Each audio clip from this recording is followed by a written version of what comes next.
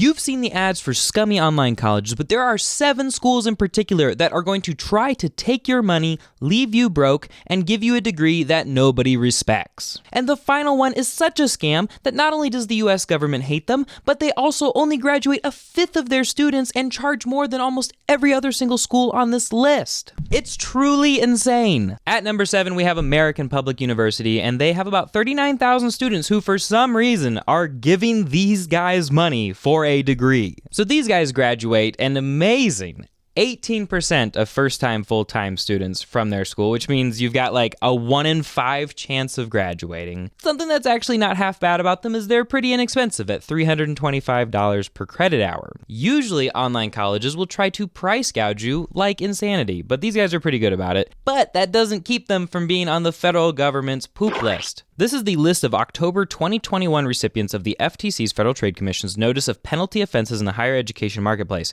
Check out who is on there. American Public University System. And here's an article about it. The FTC takes new aim at deceptive for-profit colleges. And a lot of this has to do with what you find right here, investigating false promises that colleges make about job prospects, expected earnings, and other educational outcomes. A lot of unscrupulous behavior on the part of for-profit colleges boils down to false advertising. Hey, come and spend a ton of money over here, and yeah, you'll have the life of your dreams. Yeah, you're gonna make a ton of money, when in fact, only 18% of students even graduate. And it's all about getting that sweet, sweet federal money. When you go to a school, the federal money is gonna give you loans, they're gonna give you Pell Grants even, and the colleges, a lot of these guys don't care about you. They want the money that you represent, that you are a direct pipeline into from the federal government. But it gets so much worse. At number 6, we have a school that you have definitely heard of. You've definitely gotten an ad for these guys, the University of Phoenix. And you might be surprised. I thought the University of Phoenix was a bunch of scumbags. Why aren't they higher up on this list? Well, the fact of the matter is they actually kind of get the job done. Now, they only graduate 27% of their students, but that's a heck of a lot better than like 26%.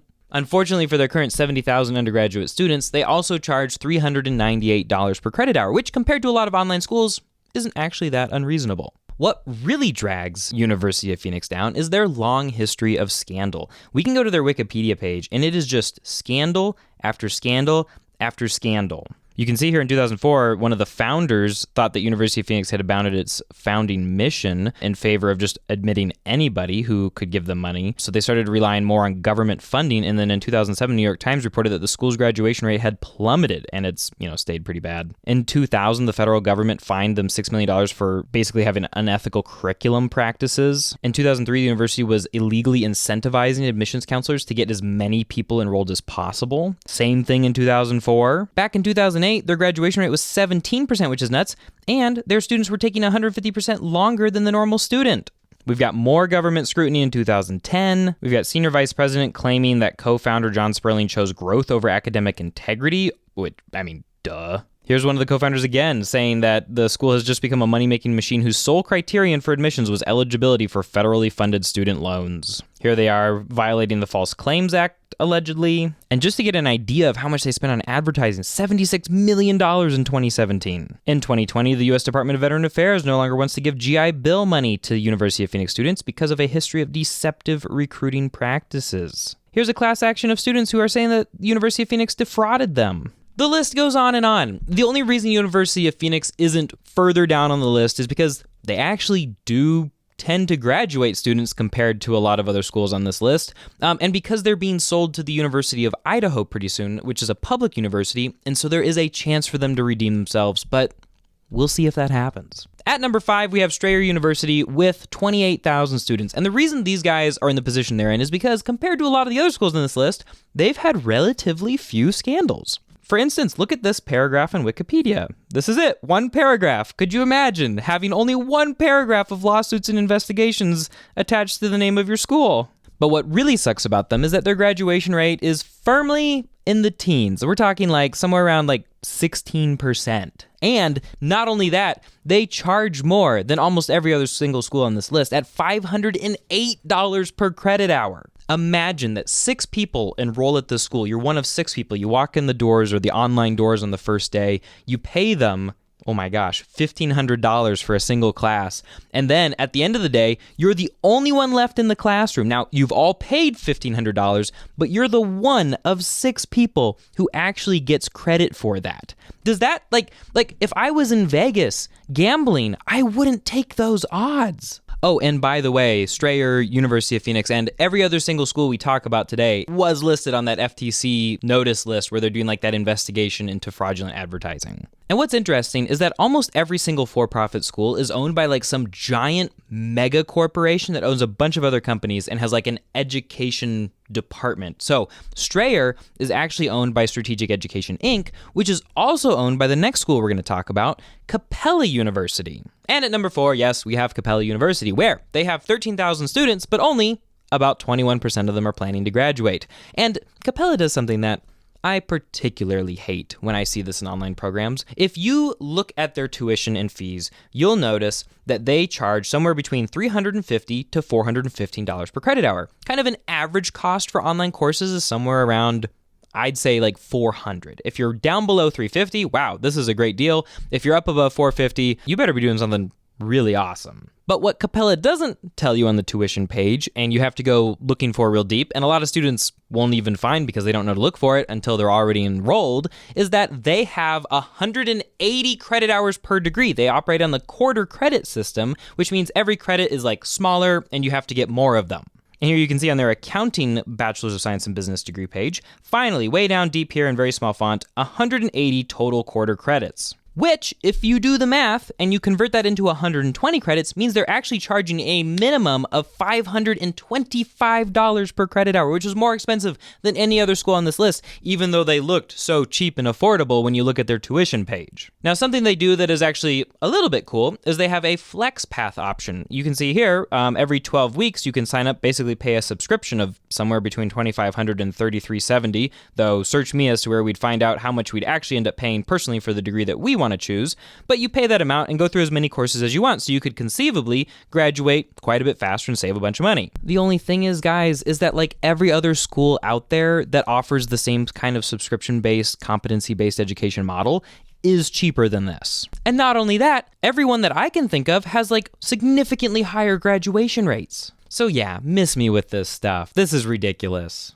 And you know what else Capella University has? They've got a whole section on their Wikipedia page for all of their controversies, which you can go read about. Marketing expenses, class action lawsuits, alleged fraud, U.S. Department of Education compliance audit. The list goes on. And at number 3, we have Colorado Technical University, owned by the Perdoceo Education Corporation. They've got 22,000 students with a 22% graduation rate, and they do the exact same thing that Capella did, where they advertise that their credits are so cheap, and yet they require 180 of them. Now, they are a little bit cheaper. They only charge $340 per credit hour, so that's decent. And in fact, let's switch these. I want Capella to be number 3. Colorado Technical can go back to being just 4th worst. And that brings us to number 2, American Intercontinental University, also owned by Perdoceo. These guys are graduating 19% of their students. They've got 10,000 currently. Good luck to all of them. And then they charge $345 per credit hour for a 180 credit degree. Like, why would you bother setting up a 180 credit degree at your school and then charging an amount that sounds just barely competitive compared to like what other average online schools are charging? Like, it's just so blatantly intentional the way that they're pricing it, and then having this 180 credits on the back end. I don't have words for it. And if you want scandals, guys, they have scandals. So Perdoceo itself has been investigated by the U.S. Department of Justice and Education and the Securities and Exchange Commission. But AIU includes reports that the Los Angeles campus misrepresented its programs and classes. They admitted students who had not graduated from high school and included in its enrollment, to kind of like show people, hey, we're legit, numbers of students who had never attended class before. Now, that was a long time ago. There's been a couple of other things that were a long time ago, but as recently as 2017, they were under heightened cash monitoring by the U.S. Department of Education to provide additional oversight of cash management, because they're using up all of our federal money and loans and Pell Grants to just turn students out with nothing. In March 2020, the Department of Veteran Affairs suspended GI Bill reimbursement eligibility for AIU because of erroneous, deceptive, or misleading enrollment and advertising practices. My good friend Caleb likes to say that if somebody shows you who they are, believe them. And so you might be tempted to say, well, that was in the past. They did this back in 2007, 2009, 2015, and 2020. They're probably good now, right? Like, this is probably a decent school. They changed the error of their ways. No, the whole school is based on a for-profit model. They don't give a crap about you. My heart breaks to think of these like thousands of people that we've talked about who are going to these schools, tens of thousands. I mean, we might have even hit several 100,000 at this point today. There's just so many people who, I don't know why they go to these schools. They must just get sucked up into the advertising, and a really pushy admissions person gets on the phone with them, something, and convinces them to throw away their life savings and to go into a bunch of debt for a 1 in 5 chance of graduating college. But I digress. And that brings us to our final school, a school so scammy and so scummy that you would be better off buying scratch-off lottery tickets and seeing a return on investment from those than by going to this school. And that school is none other than DeVry University. These guys graduate 20%, like we've seen a lot of people do. Now, they're up front, we have 120 credit hours in our degree, but they charge $514 per credit, which is wildly expensive for the quality of what you're getting here. But the thing that truly sets DeVry apart from other schools, the thing that they are better at than seemingly anybody else, is their investigations, lawsuits, and settlements history. In fact, so much so that they have to split the lawsuits and such by decade on their Wikipedia page. In 1996, their students filed a class action claiming poor education quality and job preparation. This whole school was built on a faltering foundation. Here we've got a class action about widespread deception, unlawful business practice, and false advertising. A bunch more class actions continuing through the rest of the decade. Here we have somebody alleging that the college bribed students for positive performance reviews. Oh, and working around federal regulations on for-profit colleges. The Federal Trade Commission went after them. Their accrediting body, the Higher Learning Commission, designated them, quote, under governmental investigation for fraudulent or deceptive practices. And here, over the course of 16 months or so, DeVry received more than 3,600, over 15% of the 24,000 federal fraud complaints lodged against for-profit colleges in that time period. And here in 2022, DeVry University was one of 153 institutions included in student loan cancellation due to alleged fraud. Apparently, the best way to get a free degree is to go to DeVry, wait a few years, cry foul, and then the federal government will be like, oh, this guy, he didn't know what he was doing. He went to DeVry. Let's just forgive his loans. No big deal. But remember that there are good online colleges out there, and I've made a list of 5 of them here. These are schools that you can go to get a degree that you'll be proud of, that other people will respect, and that you can get for less time and less money than you would be spending at any of the schools that we talked about today. So check that out, start learning, get graduated. It's time for you to grab life by the diploma and to get that degree.